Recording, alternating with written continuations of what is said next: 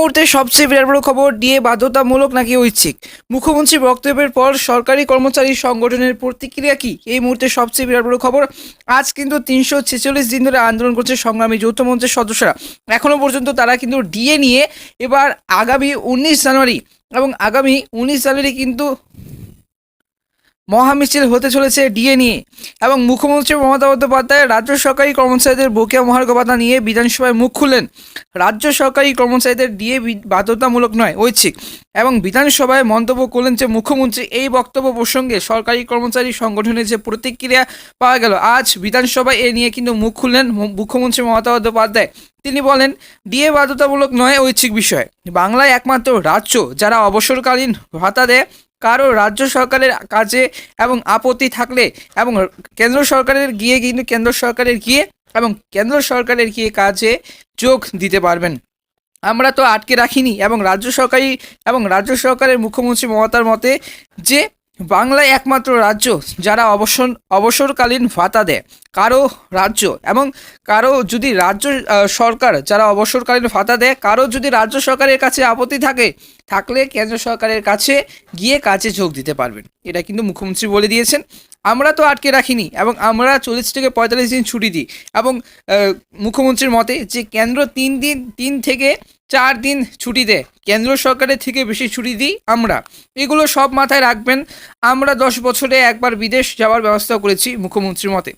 তো এটাও বলেছেন মুখ্যমন্ত্রী মমতা বন্দ্যোপাধ্যায়। আরও বলেছেন যে বামেদের সময় কার ঋণ মেটাতে গিয়ে সব টাকা চলে যাচ্ছে।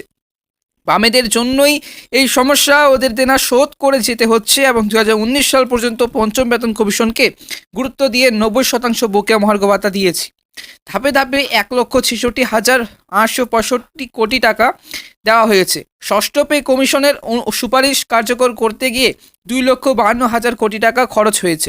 ডিএ দেওয়া এখন সম্ভব নয়। মনে রাখবেন, ডিএ দেওয়া বাধ্যতামূলক নয়, কেবল অপশন মাত্র। মনে রাখবেন, রাজ্য সরকারি কর্মীরা বছরে বাড়তি ছুটি পান, এমনকি বিদেশে যাওয়ারও কিন্তু সুযোগ আছে।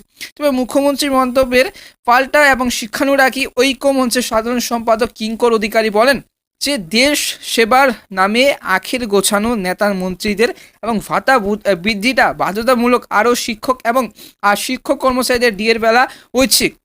এবং চুরি করা চাকরিগুলো যোগ্যদের যে ফিরিয়ে দেওয়ার ব্যাপারে কি বলবেন? ধিক্কার জানানোর ভাষা জানা নেই।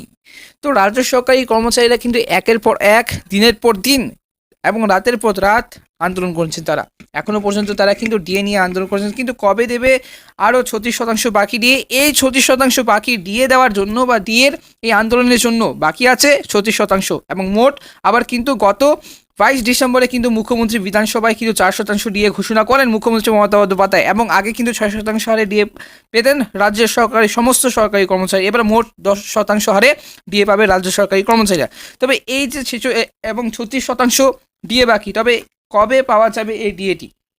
তো এই ডিএর জন্য রাজ্য সরকারি কর্মচারীরা কিন্তু আজ কিন্তু 346 দিন ধরে আন্দোলন করছেন। তবে কবে দিবে? অবশ্যই কিন্তু তারা সংগ্রামী যৌথ মঞ্চ এবং আহ্বায়ক ভাস্কর ঘোষ বলেন যে আমরা যতক্ষণ না পর্যন্ত ডিএ পাচ্ছি পুরো কেন্দ্রীয় হারে, এবং কেন্দ্রীয় হারের দাবি নিয়ে কিন্তু রাজ্য সরকারি পথে নেমেছেন এবং বিক্ষোভ করবেন 19 জানুয়ারি। আগামী 19 জানুয়ারি কিন্তু বিরাট বড় মহাসমাবেশ বা তোমরা মহামিছিলও বলতে পারো। তো সবাই কিন্তু যোগদান করতে পারেন। এটি কিন্তু আহ্বায়ক ভাস্কর ঘোষ বলেন যে রাজ্য সরকারি সমস্ত সরকারি কর্মচারীরা কিন্তু এবং হাজরা মোড় থেকে হাওড়া থেকে কিন্তু সংগ্রামী যৌথ মঞ্চ ধর্মতলা থেকে কিন্তু শুরু হচ্ছে এবার মহামিছিল। এবার রাজ্য সরকারি কর্মচারী সংগ্রামী যৌথ মঞ্চের ভাস্কর ঘোষ আবার বলেন যে বাংলার সরকার চলছে সাংবিধানিক কাঠামো মেনে। আমরা নিজেদের যোগ্যতা দিয়ে চাকরি পেয়েছি। আমরা চাই না আমাদের ন্যায্য বেতনের পরিবর্তে ছুটি দেওয়া হোক। নিয়মের বাইরে ছুটি দেওয়ার দরকার নেই। ভাস্কর ঘোষ বলেন যে ছুটির দিনেও তো আমাদের খেতে হয়, তার জন্য টাকার দরকার। সেখানে উপযুক্ত পারিশ্রমিক না পেলে আমাদের বেঁচে থাকার অধিকারই তো খর্ব করছে এই সরকার। কর্মচারীদের কোনো ব্যর্থতা নেই, ব্যর্থতা রয়েছে মুখ্যমন্ত্রীর। তাই মুখ্যমন্ত্রী মমতা বন্দ্যোপাধ্যায় উচিত যে মুখ্যমন্ত্রীর পদ ছেড়ে দেওয়া। তো সংগ্রামী যৌথ মঞ্চে ভাস্কর ঘোষ বলেন যে বাংলার সব সরকার কিন্তু চলছে সাংবিধানিক কাঠামো মেনে। তবে এই যে আমাদের রাজ্যে কিন্তু পৃথক এবং আইন কেন? রাজ্যে আলোচনা এবং এই যে পৃথক এবং আলাদা আইন কেন? তো সেটাই কিন্তু সংগ্রামী যৌথ মঞ্চে ভাস্কর ঘোষ বলেন, একই পৃথিবীতে পৃথক আইন হতে পারে না। বাংলার সরকার চলছে সাংবিধানিক কাঠামো মেনে। আমরা নিজেদের যোগ্যতা দিয়ে চাকরি পেয়েছি। সংগ্রামী যৌথ মঞ্চে ভাস্কর ঘোষ বলেন যে আমরা চাই না আমাদের ন্যায্য বেতনের পরিবর্তে ছুটি দেওয়া হোক, নিয়মের বাইরে ছুটি দেওয়ার দরকার নেই। এবং ছুটির দিনেও কিন্তু তো আমাদের খেতে হয়, তার জন্য টাকা দরকার, সেখানে উপযুক্ত এবং সেখানে কিন্তু উপযুক্ত পারিশ্রমিক না পেলে আমাদের বেঁচে থাকার কিন্তু অধিকার তো খর্ব করছে এই সরকার। তবে কর্মচারীদের কোনো ব্যর্থতা নেই, ব্যর্থতা রয়েছে মুখ্যমন্ত্রী। তাই মুখ্যমন্ত্রী মমতা বন্দ্যোপাধ্যায় উচিত যে মুখ্যমন্ত্রী পদ ছেড়ে দেওয়া, এবং আমরা রাজ্য সরকারি কর্মচারীরা যতদিন কেন্দ্র হারে ডিএ পাবো না ততদিন পর্যন্ত কিন্তু মহাসমাবেশ বা মহামিছিল এবং বিক্ষোভ রাস্তায় বসে সংগ্রামী যৌথ মঞ্চে ধর্ণা দিবেন।